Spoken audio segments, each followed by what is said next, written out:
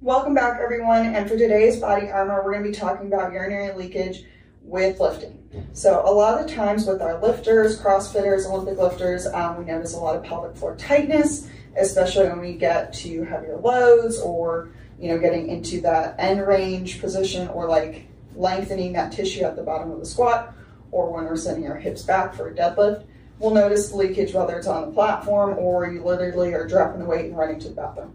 Obviously that's not ideal. And so some things we want to think about working on is lengthening and getting comfortable with that lengthening of that pelvic floor while having some control. So the first thing is always, with the pelvic floor, we always want to consider our diaphragm in its relation to the pelvis. So we want to think about keeping our ribs stacked over our hips, okay?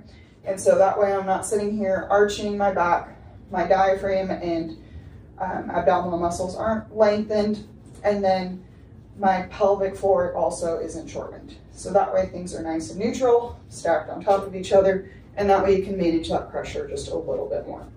So what we're going to be focusing on is a deadlift and working on relaxing that pelvic floor as we send our hips back, okay?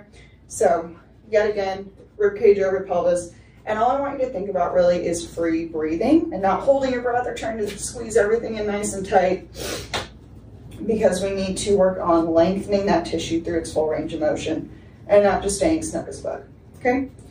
So I'm going to be thinking about free breathing. I'm going to bend over, and I want that kettlebell right between my feet. My hips are stacked over my feet, okay? And I'm going to pick it up. And with this, what I want you to think about is breathing out as you send your hips back. So breathe in and blow out as you send your hips back.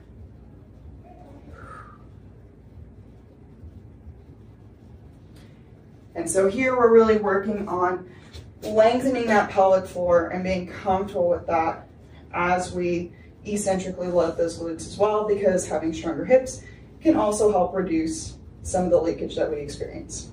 If you have any questions, please feel free to reach out, and don't forget to subscribe.